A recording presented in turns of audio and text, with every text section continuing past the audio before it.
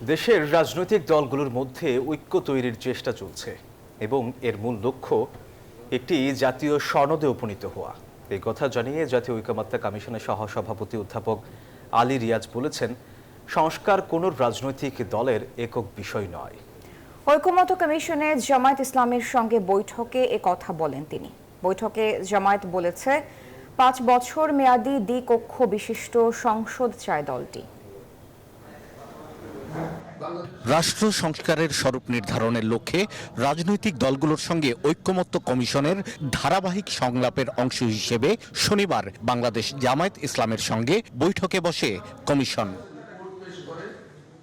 জুলাই গণ অভ্যুত্থানের পর নতুন বাংলাদেশ নির্মাণের যে অভূতপূর্ব সুযোগ তৈরি হয়েছে তা কাজে লাগানোর আহ্বান জানান ঐকমত্য কমিশনের সহসভাপতি ডক্টর আলী রিয়াজ। বলেন, রাষ্ট্র সংস্কারে অন্তর্বর্তী সরকারের উদ্যোগ মানুষের দীর্ঘ আকাঙ্ক্ষার ফল।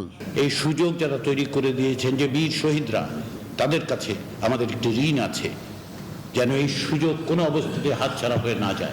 বান্ডেল থাকলে প্রতি সেনমানিতে টাকা বাঁচবে। বিকাশ সেনমানি বান্ডেল কিনে জিতুন প্রতি লেনদেনে। যেন এই সুযোগকে কেন্দ্র করে আমরা এমন এক বাংলাদেশ তৈরি করতে পারি যেখানে কোনো অবস্থাতেই কাউকে নিপীড়নের মুখে পড়তে না হয়। বৈঠকে জামাত নেতারা বলেন, গত ৫৪ বছরে দেশের মানুষের মধ্যে ব্যাপক হতাশা তৈরি হয়েছে। ৪৭ বা ৭১-এ এদেশ স্বাধীন হলেও প্রকৃত স্বাধীনতা পাওয়া যায়নি। বাংলাদেশের স্বাধীনতা এবং সার্বভৌমত্বের ব্যাপারে আমরা কোনো রাষ্ট্রের রক্তচক্ষুকে ভয় করি না এবং কারো ইন্টারফারেন্স আমাদের স্বাধীনতার প্রশ্নে আমরা এটা স্বীকার করি না এবং করতে আমরা দেব না আমাদের সাধ্যমতো।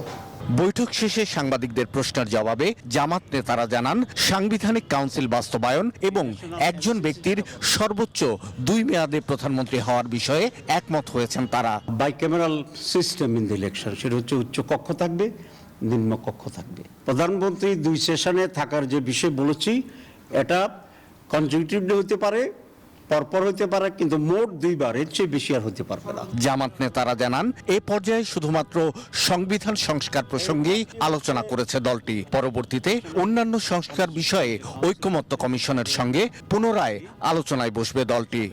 ধন্যবাদ। আজকে শাহ আলী জয়, নিউজ 24, ঢাকা।